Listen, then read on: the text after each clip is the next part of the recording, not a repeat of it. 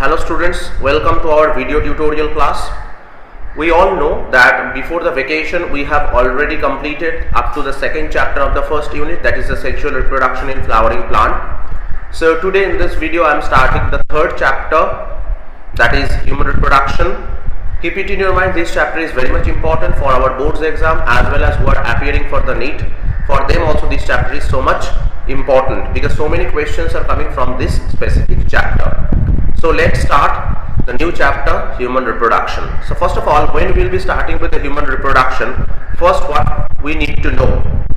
We need to know that the humans are sexually reproducing organisms and they are commonly known as the viviparous organisms, because this specific idea we have that humans are sexually reproducing organism because they can't follow any other kind of reproduction mechanism, as well as they are producing their own baby. They are not producing any egg, and from that egg they are producing the next generation individual. It's not the mechanism for them. Obviously they are producing directly the baby within the mother's womb. That is the main thing in case of human. So the reproductive events which are happening in human, that is including some of the steps. So let's see the steps. First step is gametogenesis. From the name we can understand, gametogenesis means the formation of gametes. Gametes means obviously male gamete and female gamete, that is sperm and ovum respectively. So always the first step will be the formation of the male and female gamete. Okay.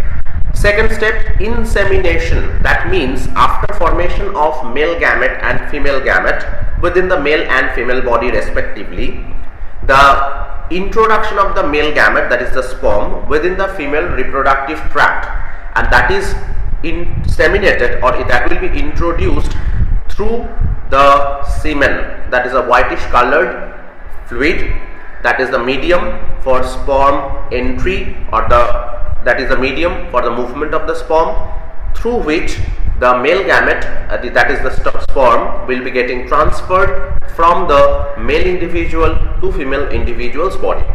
Third step is fertilization. That means when the male sperm is already introduced within the female body, then there is a specific location in the female reproductive tract where the sperm and ovum, they are fertilizing with each other. That means they are fusing with each other. Okay. Next, after fertilization, the next step is coming, that is formation of zygote, and from the zygote formation the next thing is coming, that is blastulation. So keep it in your mind, when the fusion has occurred, the fertilization has occurred, obviously that is forming the zygote, and after formation of the zygote, that zygote will be entering within the cell divisional steps, and it is further developing into the next stage of embryonic development, that is called as blastula. After formation of blastula, that blastula will be get attached in the inner wall of uterus, which is commonly known as endometrium. So when it will be getting attached to the inner wall of uterus, then it is commonly known as implantation. After implantation, obviously the embryonic development, it will be starting in a higher speed, or rather you can say the actual developmental process of the embryo, it will start when it is getting adhered to the inner wall of uterus, that is endometrium, and this embryonic development will take place for 270 days, or that is 270 days, 9 months, almost a 9 month 10 days. So this entire time period of embryonic development is commonly known as gestation. After gestation, you can say that the maturation of the fetus, that is taking place, and that is actually responsible for the delivery of the baby, and when the baby delivery or the fetus delivery it will take place, that is commonly known as parturition. So after gestation, the delivery of the fetus or the delivery of the baby which takes place, that is commonly known as parturition. So I think in these two slides, whatever the steps of reproduction in human I have told you, that is gametogenesis, insemination, fertilization, blastulation, implantation, gestation and parturition, I think these all steps are very much clear to each and every student. So we are going for the next slide. We are proceeding. In the next slide, we are starting with specifically the male reproductive system. So we will be discussing at first about the male reproductive system, and in the next video we will be discussing about the female reproductive system. So first of all, in the male reproductive system, we need to know about the portions or the segments of the male reproductive system. Whatever the portions, in the male reproductive system has been segregated into 4 parts. One is male reproductive unit, that is commonly known as testes or testis. Testis is the singular and this is actually written testes. Testes is the plural. Okay. Next, reproductive tract is also present. Third, there is a presence of male reproductive glands which are supporting in the reproduction procedure, that is responsible for producing the medium of sperm movement, that is the semen.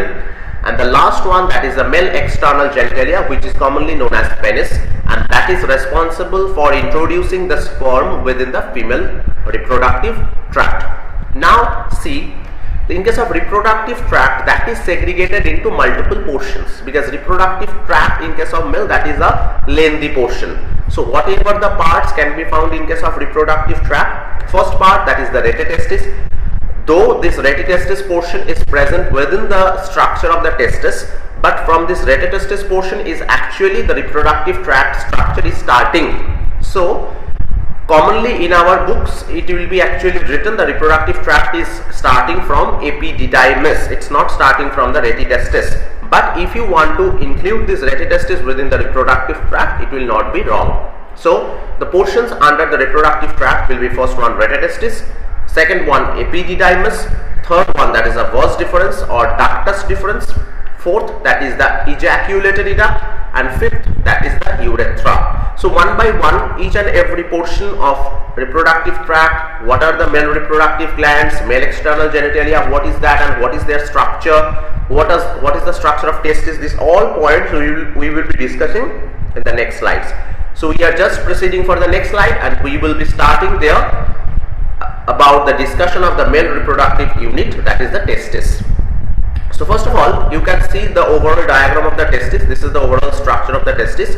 So let's see whatever the structural parts are commonly found in case of testis. First one, that is obviously the septa. Septa is obviously the membranous structure which are actually separating the entire testis into multiple lobes or lobules. So for that reason, lobules are also written. Those are commonly known as testicular lobules. Within testicular lobules, seminiferous tubules are present, which are actually the production house of the sperm. Then straight tubules are also there. Then efferent ductules are also there, and further retetestis is there. So here you can see, already I have told that the retetestis is actually kept or commonly kept within the testis. But if you want, you can keep within the reproductive tract, or if you want also, you can keep it within the testis portion. No problem. Okay. Now just we are proceeding for the next slide, that is the structure of the testis. But before that, we will be discussing about one small portion, that is the scrotum or scrotal sac. What is that? Here it is actually a scrotum or the scrotal sac is actually a sac-like structure which is located behind and below the penis. Keep it in your mind, this is a small muscular sac-like structure which are generally containing as well as protecting the testicles or testes. That means the testes, if anybody will ask you where actually the testes are present in male body, obviously your answer will be it is present within the scrotum or scrotal sac, and that sac-like structure are present on the both sides of the penis and towards the back side of the penis or male external genitalia, and both of the sacs are present in hanging condition. Inside the scrotal sac there is a cavity, and the cavity is named inguinal cavity. Keep it in your mind, the cavity within the scrotal sac or the scrotum, that is commonly known as inguinal cavity. Keep it in your mind that within the inguinal cavity of the scrotal sac or scrotum, the temperature is 2 to 3 degrees Celsius lower than the normal body temperature. Why? So that the spermatogenesis can happen within the testis, because that temperature is favorable for spermatogenesis. Keep it in your mind, the formation of the sperm which is taking place within the seminiferous tubule of testis, this specific spermatogenesis process is not happening in our body temperature, because our body temperature is not suitable for spermatogenesis process. Rather, the temperature which is present within the scrotal sac, that is 2 to 3 degrees Celsius less than our normal body temperature, that is quite favorable than our body temperature for the spermatogenesis. So for that reason, the spermatogenesis is always taking place inside the scrotal sac due to presence of 2 to 3 degrees Celsius less temperature from our normal body temperature. Now just we are moving for the next portion, and the next portion is the structure of the testis. This is the overall structure of the testis. You can see here, you can see this is the entire testis structure, which is subdivided into multiple lobes or lobule. Here it is written, and the lobules are subdivided, or they are separated from each other by the help of a membrane that is called as septum. Okay. Now the point is, within the septum you can see the coiled tube, and those coiled tubes are commonly known as seminiferous tubules. Next, these seminiferous tubules are joining with the capillary-like structure. This is the capillary-like structure, whatever I am showing in the diagram, that is commonly known as rete testis. And this specific seminiferous tubule are joining with the rete testis by a small straight duct-like structure that is known as straight tubule. Keep it in your mind, from the rete testis again some straight duct-like structures are coming out. Those are commonly known as efferent ductule, or it can be also called as vasa efferentia, and this vasa efferentia is connected with the entire structure. This portion I am talking about, this is known as epididymis. This epididymis portion is connected with the next portion, that means this portion I am talking about, this is known as vas deferens, and this vas deferens is entering within a cord-like structure or a tube-like structure, which is also containing blood vessels and nerves. So blood vessel, nerve and the vas deferens portion, these three are collectively present within a duct, and that is commonly known as spermatic cord. And overall the testis is covered by a membrane, that is tunica albuginea, and with that tunica vaginalis, tunica vasculosa, this kind of layers are present. But according to our board syllabus, we will be discussing only that the testis is covered or surrounded by a membrane, that is tunica albuginea. So let's see the structure of the testis. Each testis is oval in shape. From the figure, this figure we can understand obviously that is an oval shaped structure. Next, each testis is covered by the membranous covering, and that is called as tunica albuginea. You can see here tunica albuginea is the covering of the testis, and outside of the tunica albuginea, tunica vaginalis is also present, but that is not mentioned here because tunica vaginalis is not so much important for our board syllabus. Next, entire testicular tissue is subdivided into multiple lobe-like or lobule-like structures. You can see here, and I have already shown you in this slide, the entire testis structure is subdivided into multiple compartments or lobules. So number of lobules are almost 250 to 300 within each and every testis, and those lobes or lobules are commonly known as testicular lobules. Keep it in your mind, these lobes or lobules are commonly known as testicular lobules. Next, each testicular lobule is separated from each other by a membrane-like structure that is known as septa. That also I have told you, this is the septa or septum. If it is single, on that time it is septum, and when multiple septum are present in between the testicular lobules, obviously the name will be coming septa. So the septa will be present for separating or differentiating the testicular chambers or lobules. Keep it in your mind, within each and every testicular lobe, coiled tubes are present, which are commonly known as seminiferous tubule. And keep it in your mind, these tubules are 3 to 4 in number. Okay. Next, seminiferous tubules come out from each testicular lobule by forming the straight tubule. Here, seminiferous tubule, you can see here already I have told this seminiferous tubule, which are coming out from the testicular lobule and forming some straight duct-like structure, and those are known as straight tubule. Clear? And those straight tubules are connected with a network of tubules or capillary-like structure, and that is commonly known as rete testis. So here also you can see rete testis is written within the testis structure, so you can write that, no problem. So I think the entire structure of the testis, which is related with this structure shown, it is very much clear to each and everyone. Now we are just proceeding for the next part, and the next part is male reproductive tract. That means testis structure we have already discussed properly.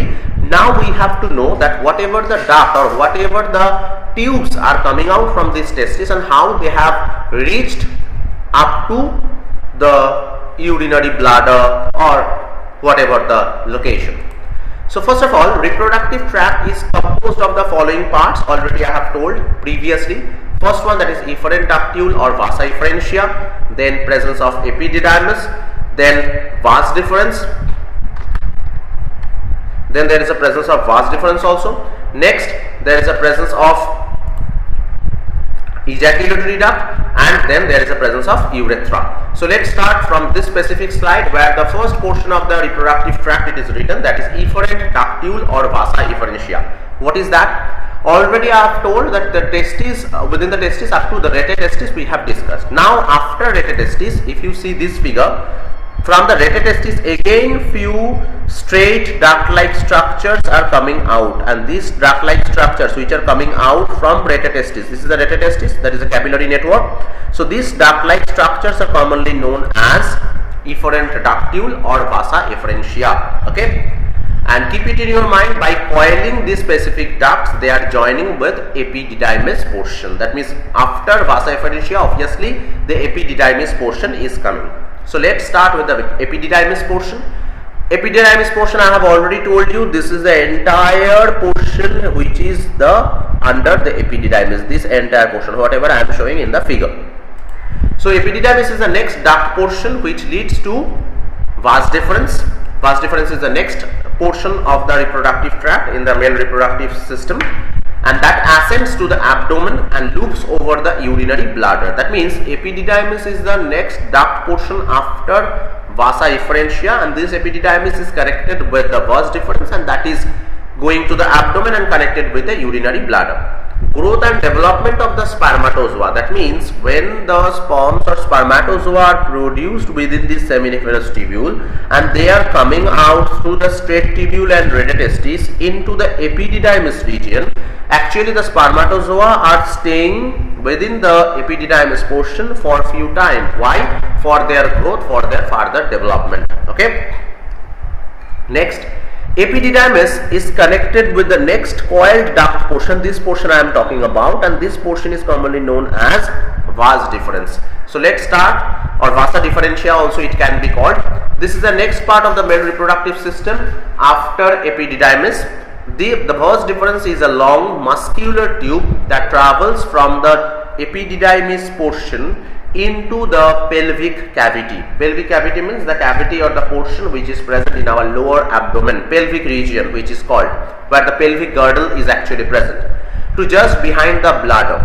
Okay, the vas deferens transports mature sperm to the urethra. So that is the main function of the vas deferens, that within the epididymis the growth and development or the maturation of the spermatozoa takes place, and after the maturation gets over, then the spermatozoa will be transferred to the urethra by the help of this specific duct, that is vas deferens. Vas deferens, blood vessel and nerves are collectively present within a duct-like structure that is called as spermatic cord. Already I have shown you, this is the duct-like or cord-like structure which is commonly known as spermatic cord, and that is only going up to the urinary blood. So I think these three portions of the male reproductive tract, that is very much clear to each and everyone. Going for the next slide. This is the slide where it is written about the ejaculatory duct. What is that? The ejaculatory duct are the paired structure in the male. Each ejaculatory duct is formed by the union of the vas deferens with the duct of the seminal vesicle.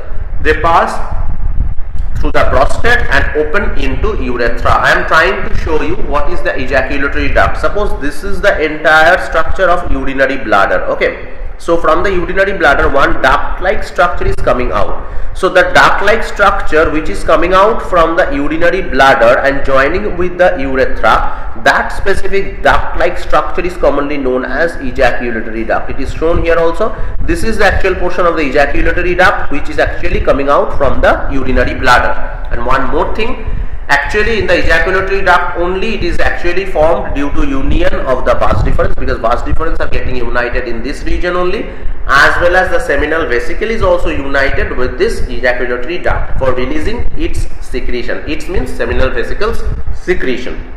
And it is passing through the prostate gland, because these two, this one and this one, these two are the prostate gland. So it is passing through the prostate gland and opening into the next canal like structure, which is further passing through the male external genitalia, that is known as the penis. And that is the next part. Urethra. Urethra is a thin tube-like structure that begins at the lower opening of the bladder. That means the urethra is the next portion which is coming out from the ejaculatory duct, and it is actually starting when it has entered within the male external genitalia, and it is commonly known as external urethral orifice, and the canal like the aperture through which aperture the urethra is opening towards the outside, that is known as urethral orifice or urethral aperture. And keep it in your mind, this urethra is actually forming a canal like structure, and that is commonly known as urethral meatus. Okay, so this is overall the last two parts of the male reproductive tract, that is ejaculatory duct, that is actually coming out from the urinary bladder, the vas deferens as well as the seminal vesicles. Their ducts are all united in this ejaculatory duct so that their secretion can come out through it. And after that, the ejaculatory duct is connected with a canal like structure or the tube like structure which is passing through the male external genitalia, that is urethra. Urethra has two parts, one is canal like portion, that is urethral canal, and this canal is opening outside through a small aperture that is known as urethral orifice or urethral aperture, and the canal like structure is known as urethral meatus. Now just we are moving for the next structure, and the next structure is the structure of seminiferous tubule. I have already told you seminiferous tubule is a tube-like structure or the duct-like structure, and this duct-like structure is exclusively present within the testicular lobule, and this structure is exclusively responsible also for spermatogenesis. So let's start with the structure of seminiferous tubule. Already we know seminiferous tubule is a production house of the sperms. Each seminiferous tubule is lined by two types of cells. Always if you see the seminiferous tubule, if you transversely cut the tubular structure, you will see there are two cell layers. One is the spermatogonial cell layer, that is the outer layer, and next there is a presence of triangular shaped or conical shaped Sertoli cell layer. So spermatogonial cell layer, these cells are undergoing meiosis cell division to form the sperm, as well as Sertoli cell layer, that is provide the nutrition to the male germ cell or the sperm. Okay, so this is actually the structure of the seminiferous tubule. Next there is a point, that is the region outside the seminiferous tubule, that is called as the interstitial space. What is interstitial space? If you see the seminiferous tubules within the testicular lobule, except the cavity of the seminiferous tubule, there is a surrounding portion, and those portions are commonly known as interstitial spaces. And keep it in your mind, within the interstitial spaces some cells are also present. Those cells are commonly known as interstitial cells of Leydig, and these cells are exclusively responsible for producing the testicular hormone or the male sex hormone, that is the testosterone. Let's see this diagram, then it will be very much clear. This entire structure is actually the transverse section of the testicular lobule. Okay, it is the transverse section of the testicular lobule, so that you can see multiple seminiferous tubule. This is a portion of seminiferous tubule, this is the entire portion of seminiferous tubule, this is another seminiferous tubule, this is another seminiferous tubule, this is another seminiferous tubule. So many seminiferous tubules are present within the testicular lobule, so that's why these much cavities we can see. Keep it in your mind, in this pink region we can see so many cells, and these cells are actually interstitial cells of Leydig, which are actually present in between the seminiferous tubules. And keep it in your mind, these spaces are commonly known as interstitial spaces. Now if you enter within the seminiferous tubule, suppose I am considering this seminiferous tubule because it is entirely present, you can see peripherally located, that is the cells which are known as commonly spermatogonial cell layer, and after that there is a presence of Sertoli cells also. These are the triangular shaped Sertoli cells are also present. And keep it in your mind, these are the spermatozoa or sperm cells which are actually present almost centrally to the seminiferous tubule, and these spermatozoa only come out from the seminiferous tubule through straight tubule and coming into the retrotestis, and further it will be taking the pathway of the male reproductive tract and coming out. Keep it in your mind, after formation of the sperm or spermatozoa within the seminiferous tubule, the process of releasing of the sperm from the seminiferous tubule is commonly known as spermiation. Spermiation is the procedure by which the sperms are released out from the seminiferous tubule. So this is overall the structure of the seminiferous tubule, whatever we have learned in the previous slide. Okay, that means in this slide. Going for the next slide, because already we have discussed about the male reproductive unit as well as male reproductive tract, both of the parts. Next we are going for discussing about the male reproductive glands, and after that the last portion of the male reproductive system, that is the male external genitalia.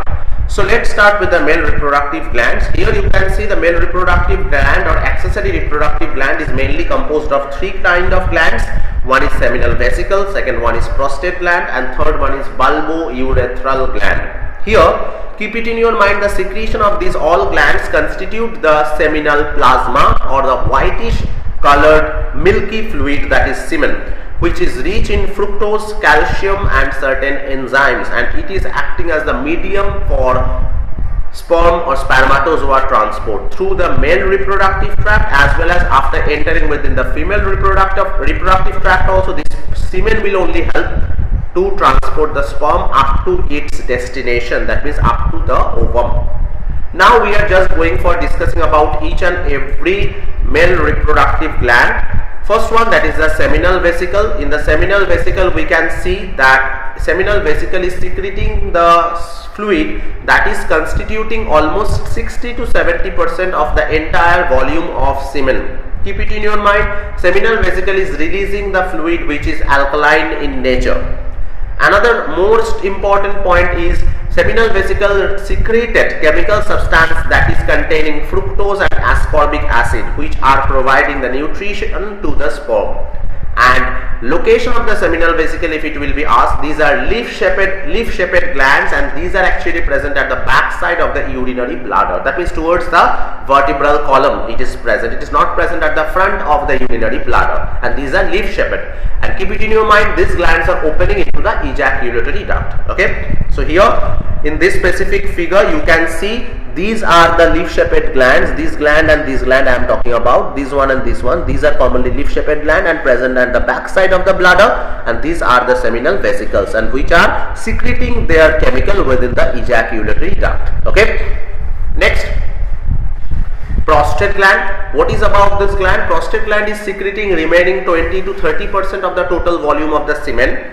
Keep it in your mind, the secretion which is secreted by the prostate gland, that is acidic in nature, and it is present in the junctional region of the urinary bladder and ejaculatory duct. From the figure also you can see properly if this is the urinary bladder and if this is the ejaculatory duct. So in the junction of them there is a heart-shaped, rather if you consider both of the glands from both sides, they are actually a heart-shaped gland-like structure, glandular structure is forming, and that is known as prostate gland.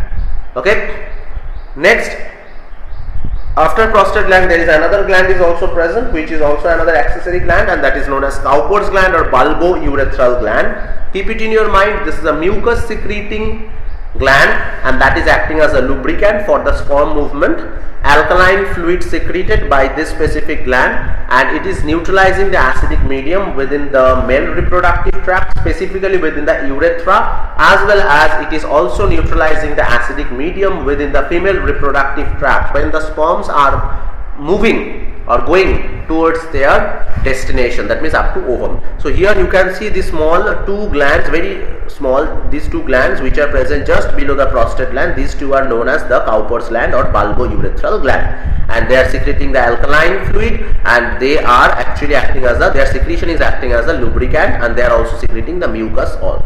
Okay, so this is overall the three kinds of male reproductive glands: seminal vesicle, which is constituting the maximum portion of the semen, then prostate gland, which is constituting the minute portion of the semen, and at last the Cowper's or bulbourethral gland. Okay, so we have understood one thing, that the function of these three glands are only to produce the semen in a proper quantity, so that the sperm will be getting nourishment as well as the sperm can move up to its destination in a proper way. Next structure is coming, and the last structure under the male reproductive system, that is the male external genitalia or the penis. What is that? Male external genitalia structure you can see here. This is the longitudinal section of the male external genitalia, and this is the transverse section of the male external genitalia. So let's see the structure so that it will be very much clear to us. First of all, within the male external genitalia, there is a presence of a canal-like structure or the tube-like structure that is known as urethra. And this tubular part passing through the length of the male external genitalia, because after the ejaculatory duct, the next tubular structure, if it is present anything, that is urethra. And the urethra has two portions. One is the canal-like portion, which is known as urethral meatus, and then there is another aperture through which the urethra is opening outside, that is known as urethral orifice. Already we know about this, and again I am showing you in this figure. So this is the male external genitalia portion, and the canal which is passing through it, this is the canal portion, that is known as urethral meatus, and when it is opening outside through a aperture, that is known as urethral orifice. Okay. Next, there are two muscular tissue or connective tissue are present, which are actually providing the strength of the male external genitalia, or rather it is responsible for the erection of the male external genitalia, that is corpora spongiosum and corpora cavernosum. Which are there? This is the muscular connective tissue, the corpora spongiosum, and surrounding the urethra. That means if this is the urethra, that is surrounded by the muscular tissue, and that is known as corpus spongiosum. Corpus spongiosum or corpus spongiosum, that is actually this specific tissue. You can see here the little bit light red color. This is surrounding the urethral meatus, and that is known as corpus spongiosum or corpus spongiosum. Next, this corpus spongiosum is again surrounded by another muscular connective tissue. You can see here the little bit blue colored. So this specific portion, whatever I am showing here, which is covering the corpora spongiosum or corpus spongiosum, that is known as corpora cavernosum. Okay. This is another ligamentous muscular tissue which is surrounding the corpora spongiosum, and exclusively keep it in your mind, these two muscular ligamentous connective tissue layer are exclusively present for erection of male external genitalia or penis. Next, artery is also there. Artery is actually present for the distribution of the blood to the inner portion of this specific tissues, corpora cavernosum and corpora spongiosum. In this specific figure, you can see properly the arteries. This is the deep artery, this is the deep artery, and this is the deep artery. Okay, and these are the dorsal blood vessels which are coming from the dorsal surface of the male external genitalia. This is the transverse sectional view, and this portion, purple color, these portions are corpora cavernosum. Okay, and this is the urethra which is surrounded by the corpora spongiosum. So keep it in your mind, this is the urethral aperture which is surrounded by the pink color corpora spongiosum. It is very much clear in this diagram, and this is the entire portion which is actually made up of corpora cavernosum, and in the centrally located portion of the corpora cavernosum there is a presence of the deep artery. Okay, and through the artery, when the blood will flow to the inner part of the male external genitalia, obviously it will help with the erection. Glans penis, what is that? That is a fleshy outgrowth at the apex of the external genitalia. So if you consider the male external genitalia, this specific fleshy portion I am talking about, this fleshy portion which is little bit bulged, and that is known as glans penis. Rather, it is surrounding the last portion of the urethral meatus, and when it is opening into the urethral orifice. Next, skin is also there, that is covering the external genitalia from outside, that is a skin layer. And prepuce, what is prepuce? If you see the anterior or apex portion of the male external genitalia, it is containing the folded skin, so that the glans penis will be get protected in a proper manner. So the folded skin which is present in the apical portion of the male external genitalia, that is commonly known as prepuce. The prepuce structure is not shown here actually. The skin has actually the skin is also not shown here properly, but keep it in your mind, this male external genitalia, whatever the structure you can see, that is covered externally by the skin as a protection, and in the anterior portion that skin is folded so much so that the glans penis also get protection from any kind of external shock or infection, any kind.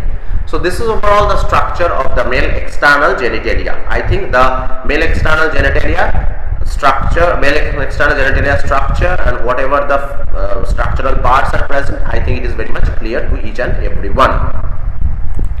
Now we are moving for the next thing, and that is obviously it is not the structural part of the male reproductive system. this is the mechanism oriented portion, and here we will be discussing about the mechanism of sperm formation within the seminiferous tubule. And keep it in your mind, this process is known as spermatogenesis, that is the production of the sperm within the seminiferous tubule. So let's see the procedure of the spermatogenesis. First of all, you can see here the spermatogenesis is starting from the germinal epithelial cells. Which are germinal epithelial cells?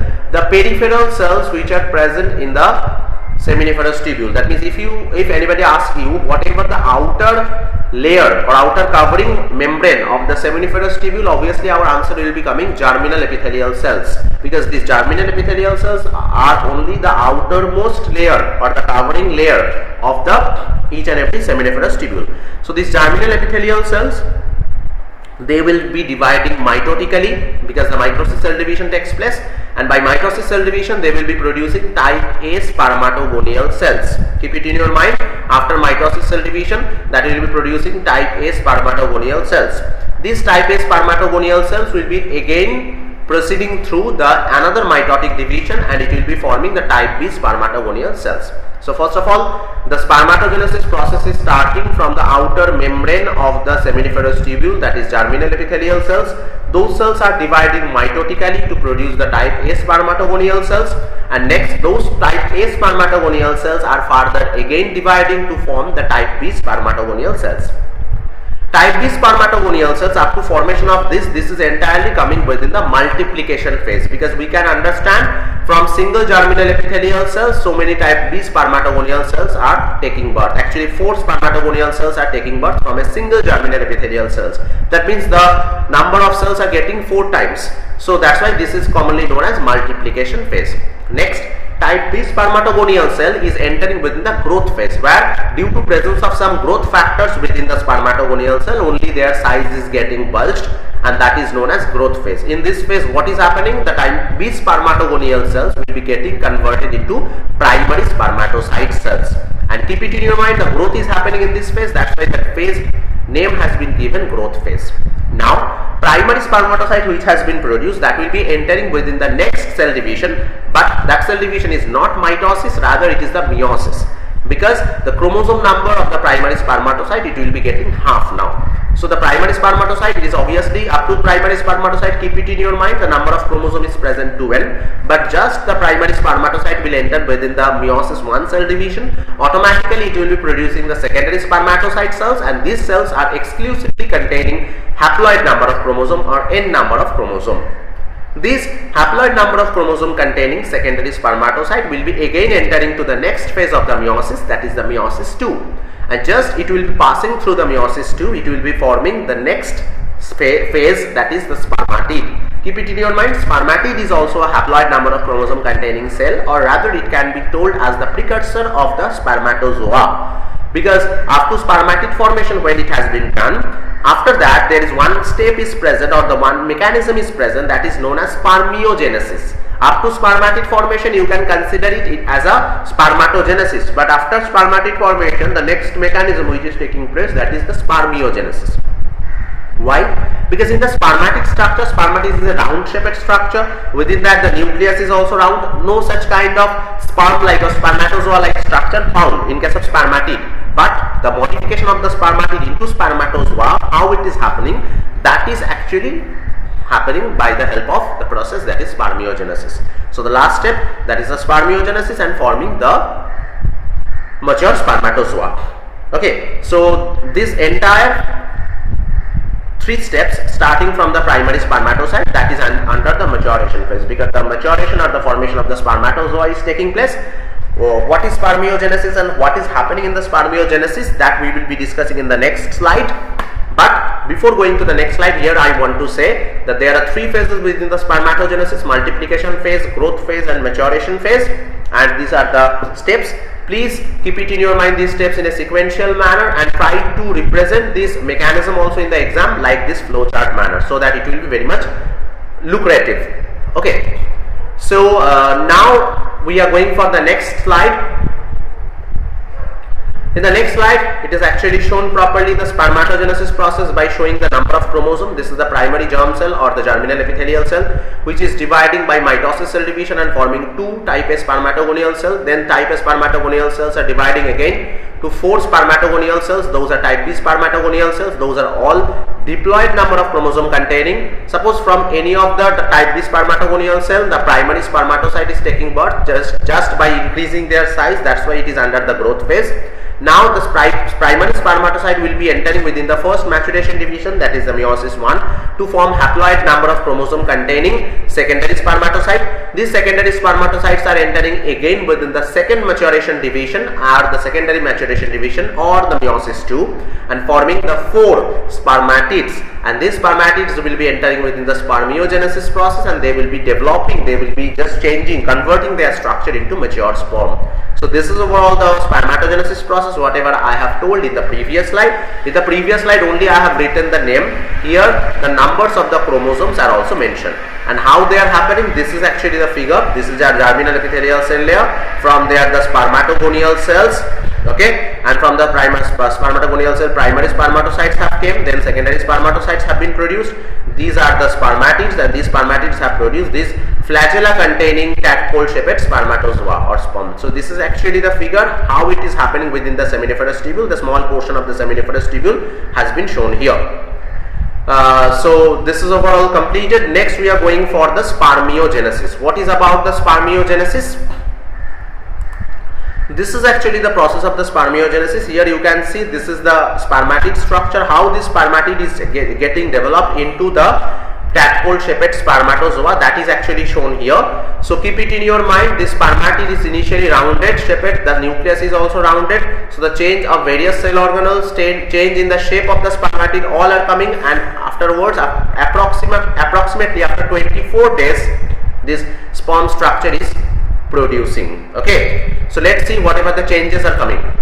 The changes which are coming after spermiogenesis, during the spermiogenesis, that is the nucleus that is becomes scimitar shaped. Scimitar shape means I am talking about, suppose within the spermatid the sperm nucleus is present in a round shaped manner, but when it is actually elongating, the nucleus is elongating and forming a conical structure, then that structure is known as scimitar shape. You can see here the nucleus is rounded, but you can see here the elongation of the nucleus is happening, and after that the nucleus is getting too much elongated and conical shape, and that shape is commonly known as the scimitar shape. Okay, Golgi bodies which are present within the spermatid, that will be forming the acrosomal cap. Keep it in your mind, this is the Golgi body which is present in the adherence portion of the nucleus, and this specific black color Golgi body portion, it will start covering the anterior portion of the nucleus, and this specific Golgi body will be forming further a cap-like structure or a protective covering that is known as acrosomal cap, and it is containing a sac-like structure that is acrosomal vesicle, because this acrosomal vesicle is responsible for producing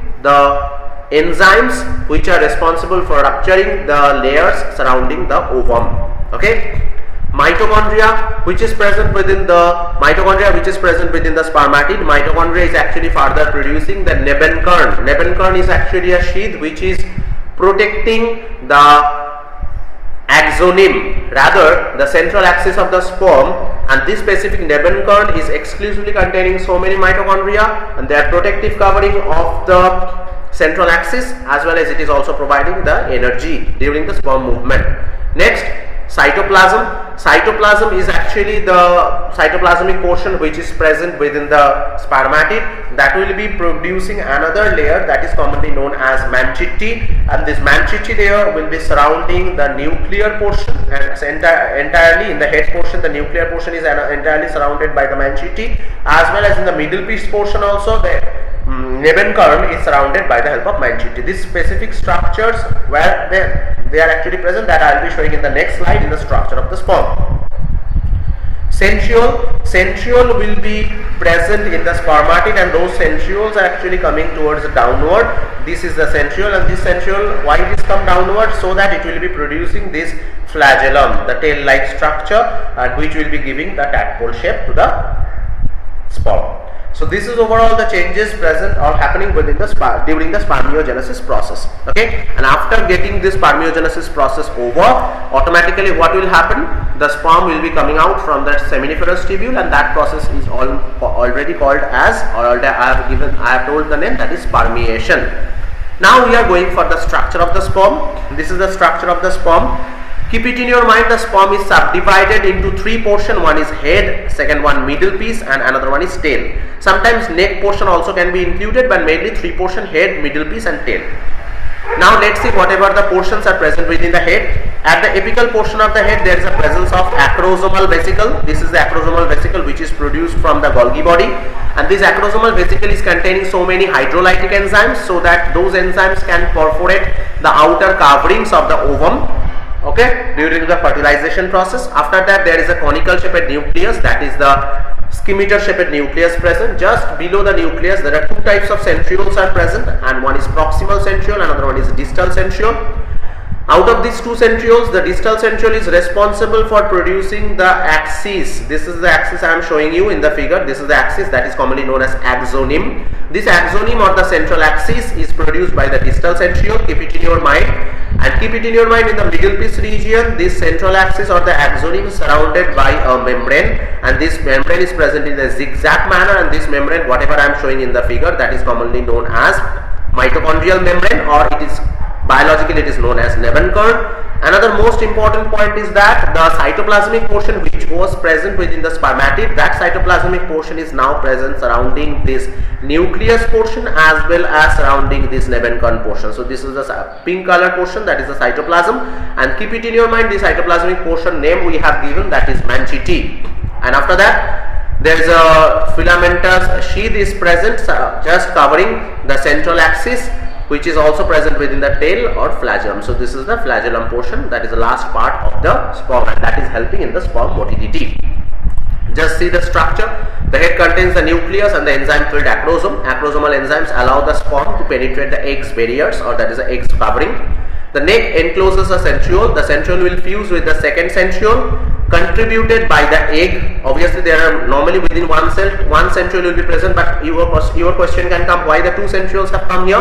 The reason is one centriole is itself of the sperm's centriole, and another one contributed by the egg to form the centrosome.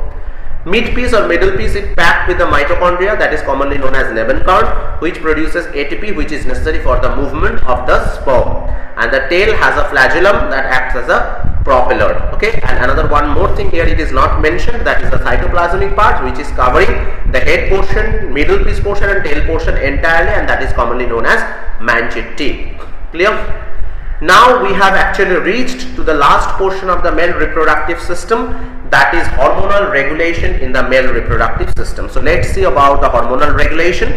What about the hormonal regulation? Keep it in your mind, always it is getting controlled by the hypothalamus, because it is considered as a master of master gland. That's why hypothalamus is releasing the releasing hormone, that is the gonadotrophic releasing hormone, GnRH. It is coming to the anterior pituitary. GnRH can be of two types, FSH-RH and LH-RH. That means follicle stimulating hormone releasing hormone and luteinizing hormones releasing hormone. LH-RH and FSH-RH, these are the two hormones under GnRH. So they are coming to the anterior pituitary, stimulating those specific cells, okay, present within the anterior pituitary, and after getting stimulated those cells, obviously from there FSH is coming out and LH is coming out, and FSH and LH both are coming up to the testis. FSH is stimulating the spermatogenesis process, as well as FSH is stimulating the Sertoli cells to facilitate their secretion, because keep it in your mind, this Sertoli cell, whatever I have discussed in the structure of the seminiferous tubule, that is the conical shaped cell, and that is providing the nourishment to the spermatozoa. Okay, and sometimes this Sertoli cell is also producing a hormone, that is inhibin, that is also responsible for inhibiting the process of the spermatogenesis. That is also important, that it's not mentioned in these slides, but you can keep it in your mind that the Sertoli cell is providing the nourishment to the growing spermatozoa within the seminiferous tubule, as well as they are also releasing the inhibin, which can inhibit the spermatogenesis process. But Sertoli cell again facilitates the spermatogenesis process also, and that is controlled by the hormone FSH, that is the follicular stimulating hormone.